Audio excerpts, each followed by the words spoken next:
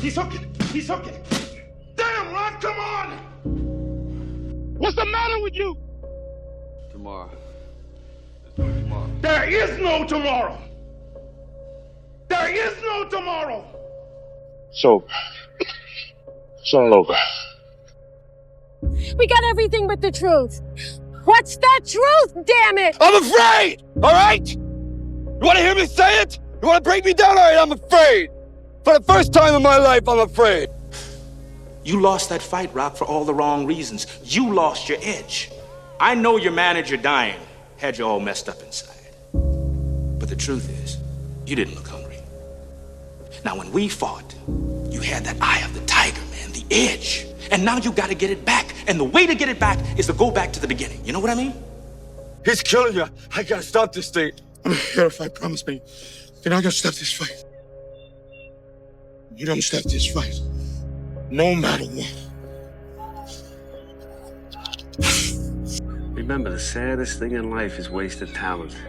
You could have all the talent in the world, but if you don't do the right thing, then nothing happens. But when you do right, guess what? Good things happen. You hear me? I believed on myself. And I ran against the unthinkable.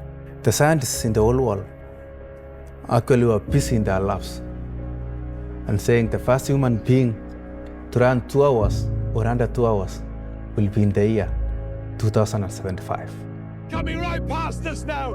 1:59:36 for the marathon. He has done it. Eliud Kipchoge of Kenya. He has done it. Learn to say fuck you to the world every once in a while. You have every right to. Just stop thinking, worrying, looking over your shoulder, wondering, doubting, fearing, hurting, hoping for some easy way out, struggling, grasping, confusing, itching, scratching, mumbling, bumbling, grumbling, humbling, stumbling. Stop it and just do! Discipline your thoughts. Stop thinking too much. Don't go into the past. Don't go into the future.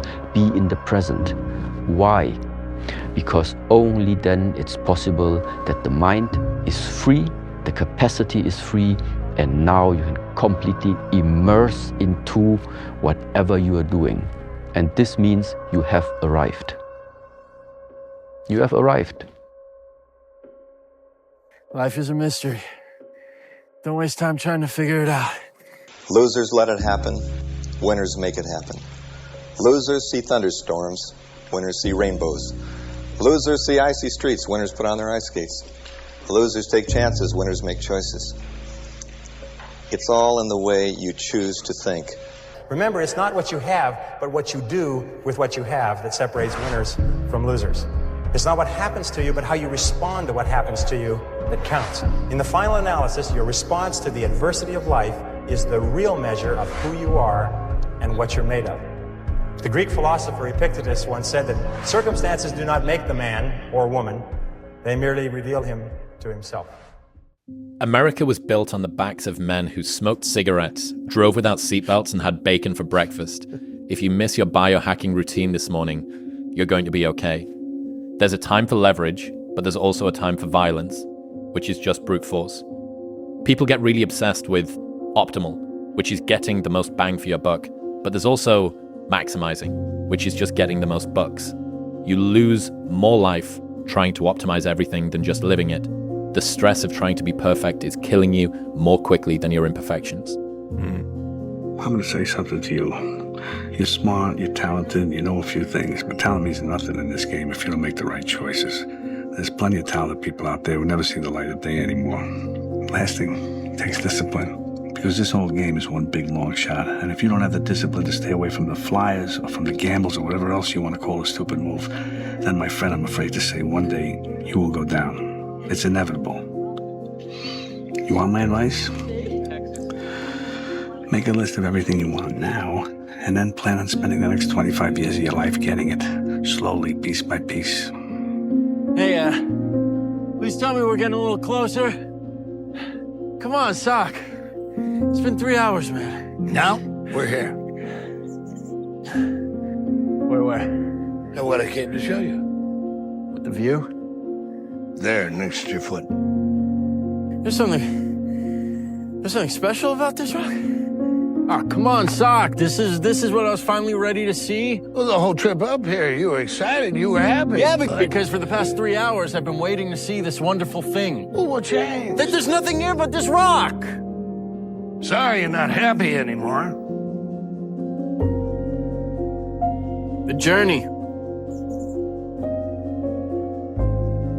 Journey is what brings us happiness.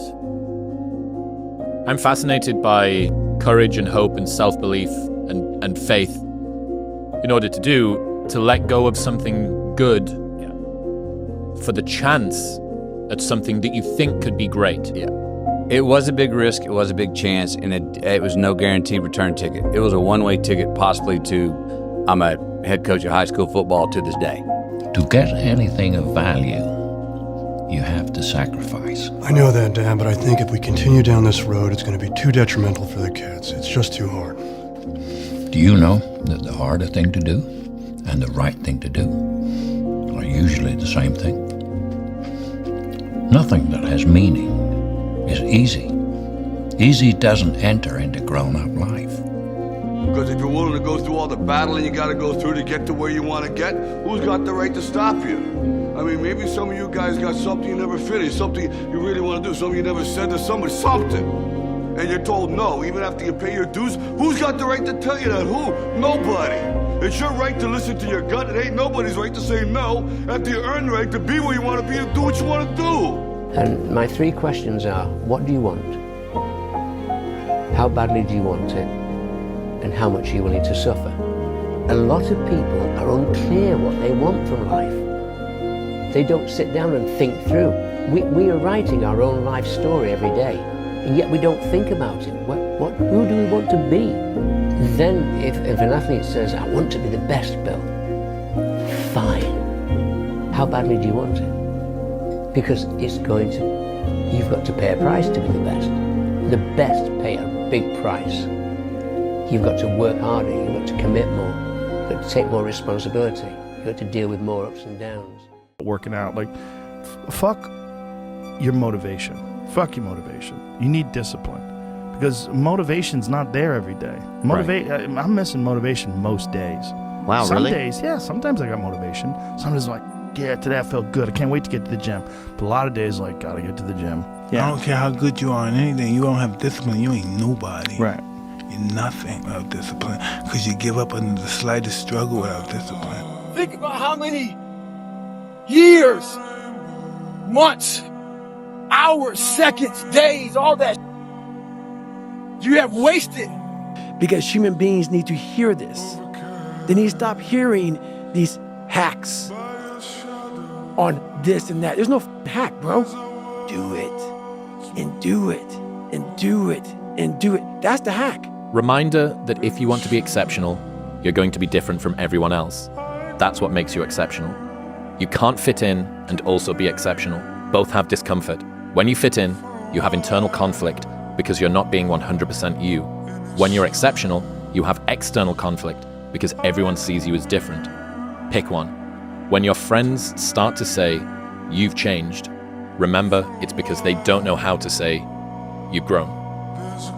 Almost every successful person that I have ever encountered has gone through not a month or a year, but many years of doing work without reward, where they have to do things that other people find boring, and they have to sacrifice things that everyone finds interesting, that most people want to do during that entire season of their life. And they basically sacrifice a season of other things that they would prefer to do stuff that they would not prefer to do because of the one thing they want most. If it was raining outside at 3 o'clock, or if it was snowing, the first instinct is don't go out there and do. My instinct was, we gotta go out there.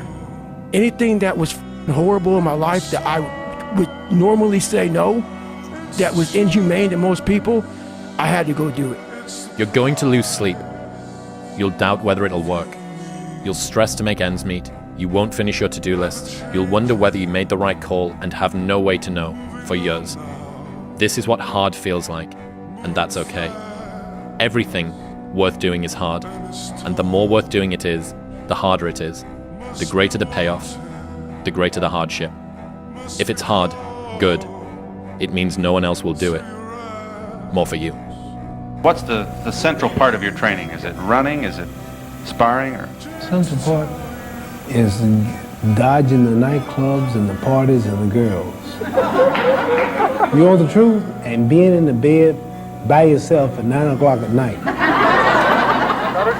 And if you can get by that, you'll make it. I'm alone and look at me. There's nobody around me. Nobody likes me, man. It is what it is.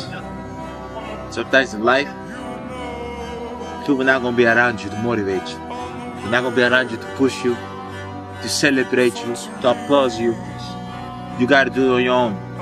Is that through discipline, through self-discipline, through repetition, through tons of repetition of the same thing that you don't want to do? And that's the key thing.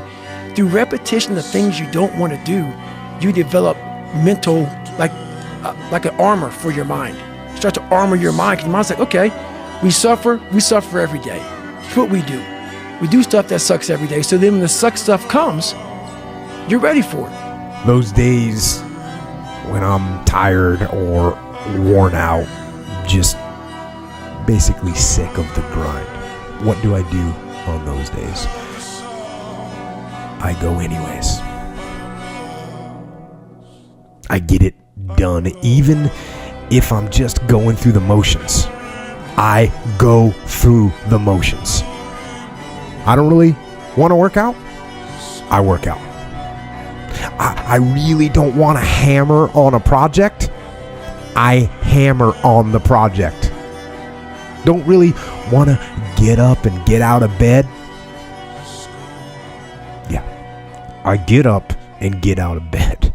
When it feels scary to jump, Ian, that is exactly when you jump. Otherwise, you end up staying in the same place your whole life. And that I can't do. I've always figured that why go to a tournament if you're not going there to try and win? There's really no point in even going. That's the attitude I've had my entire life, and that's the attitude I will always have. That's just my nature. How'd you become that guy? You know what? I grew up not that guy. Yeah. So a lot of people put a title on me. They want to, they see me now. They see me now as the guy that with his shirt off who can do 4,030 pull-ups in 17 hours, who can run 205 miles in 39 hours, who can do all this crazy. But what they don't understand is they don't understand the journey that it took me to get to this point. And what got me to this point was I was just the opposite of what I am today. I was that guy who ran away from absolutely everything that I got in front of me. Look at all those people down there. They follow the rules for what? They're letting fear lead them. What happens if I don't? Life's simple. You make choices and you don't look back. So the vision I had was when Apollo Creed beat the shit out of Rocky. He was in that corner, everybody was saying, stay the down. And him getting up, Apollo Creed raised his arms up in the air, turned around, thought he won the fight. He turns around and sees this guy getting up, and it was the face of Apollo Creed that changed my life. The face of Apollo Creed. It was like, just by that motherfucker getting up, not winning, just by him getting the up, Apollo Creed was champ, he's the best. Rocky had taken his soul, had literally taken his soul. His head goes down, he looks at him like, what the are you? I wanted to be that, not Rocky. I wanted to be the guy that people looked at. I don't care if you liked me or didn't like, I don't care. But it said, this motherfucker is gonna keep coming after whatever the is in front of him. Everyone is jealous of what you've got. No one is jealous of how you got it. People see the trophies, but not the training ground. Sometimes you have to let other people's dreams for your life die, for yours to live. And for me, it was like when I continued to every day not want to wake up, that was my wake up call, where I was like, either I continue to live this way and not want to be alive, or I just risk the fact that I'll die to everybody else. Purpose is you. We forget that. Every day I wake up and I don't want to do some shit. I'm like, okay, man, do you want to be a bitch today? Do Do you want to feel like a little bitch? Do you want to walk around all day knowing that you could, but you didn't?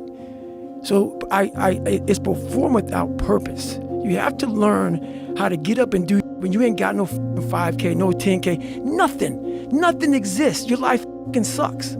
You're in the dungeon. But guess what, I'm still going to get it. Because when that time comes, because the time is going to come, when that purpose is there, you'll be ready. The people who win love the climb. And the real mountain has no peak. And so the view is always present the whole way up the climb. The most driven individuals, they live a life for many years and certain times without balance. You can't be the best at something and try to balance everything else around your life. There is going to be times where things are going to be out of balance. It just is. I had to stop thinking normal. I had to stop thinking normal. I can no longer be a common man walking around doing common things. But no one taught me this stuff. It wasn't like I had, I paid a trainer to come train me. Jenny Craig didn't come down and miracle my ass. None of this happened. It was on me. And that's the thing you have to realize. Everything you do, you may have some support, you may not, but it's on you. You have to make the decision whether you want to be a badass or whether you just want to be mediocre and everything's okay. But being a badass hurts real bad. And he says, imagine that you're in a movie, and imagine the movie begins now, and you're the hero of the movie. Yeah. What would that guy do? Yeah. What would that guy do right now? Yeah. Because you are. Whether you like it or not, from the time you wake up to the time you go to bed, a lot of us are at war with ourselves. And within that war, you have several battles. Those battles are basically choices. No, I'm not talking about a war that you might find in the Coliseum. I'm talking about a war that's in your brain. That war exists because life has so many choices. Within those choices, you gotta make right decisions. When the alarm goes off in the morning, you don't have to wake up. Don't wake up, don't worry about that. You know what? Don't eat healthy, because you don't have to. So guess what? When you fail, don't blame your mom, don't blame your dad, don't blame teachers. One person you have to blame is yourself. If you think about the difference between winners and losers, winners define themselves by what they made happen, and losers define themselves by what happened to them. Right now, a lot of you right now can be motivated as hell, go out of here and be like, yeah, I'm motivated. Like you said, you're right. Without being driven or obsessed, this motivation fades. And motivation is at the all-time high when your bills are paid, when your wife or husband is good, when everything is good, you're motivated.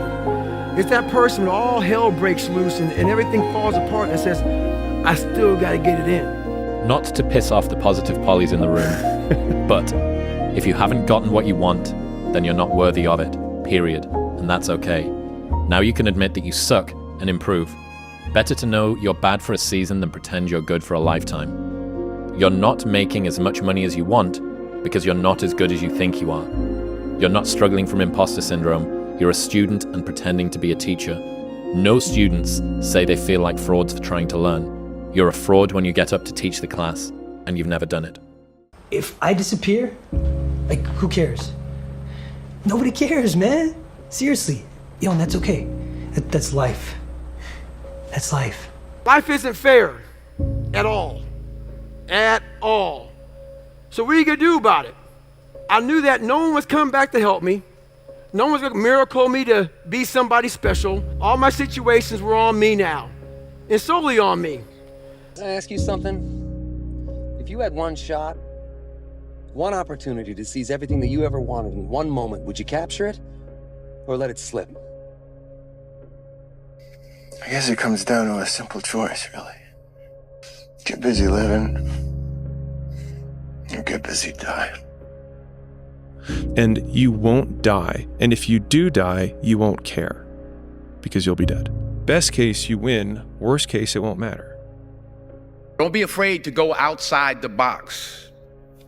Don't be afraid to think outside the box. Don't be afraid to fail big, to dream big. But remember, dreams without goals are just dreams, and they ultimately fuel disappointment.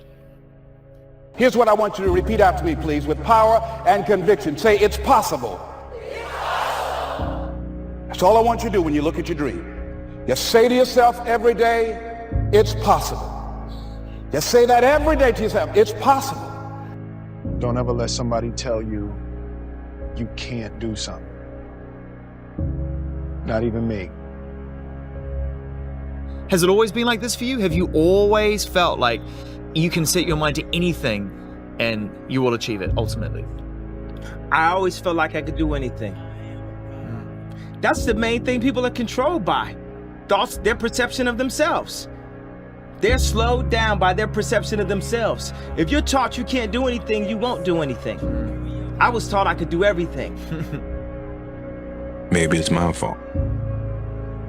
Maybe I led you to believe it was easy when it wasn't. Maybe I made you think my highlights started at the free throw line and not in the gym. Maybe I made you think that every shot I took was a game winner. That my game was built on flash and not fire. Maybe it's my fault that you didn't see that failure gave me strength, that my pain was my motivation. Maybe I led you to believe that basketball was a God-given gift and not something I worked for every single day of my life. Maybe I destroyed the game. Or maybe you're just making excuses. How much more do you want from me? More. How much more successful do you want me to be? More successful. How many records can my records break? More records. But I'm the best. But are you a different animal and the same beast? What the does that mean, Kobe Bryant? You're welcome. If you believe it, if you really believe that you could be something, if you have that little voice in your head saying, hey, you got talent, you could do this, then follow that voice. I stopped pretending to myself that I was anything other than what I was, and began to direct all my energy into finishing the only work that mattered to me. Had I really succeeded at anything else, I might never have found the determination to succeed in the one arena where I believed I truly belonged. I was set free because my greatest fear had been realized, and I was still alive, and I still had a daughter whom I adored, and I had an old typewriter and a big idea. And so rock bottom became the solid foundation on which I rebuilt my life. You might never fail on the scale I did, but some failure in life is inevitable. It is impossible to live without failing at something, unless you live so cautiously that you might as well not have lived at all, in which case you fail by default. So, think about what's the holy grail between somebody taking action or not. It's one word, certainty.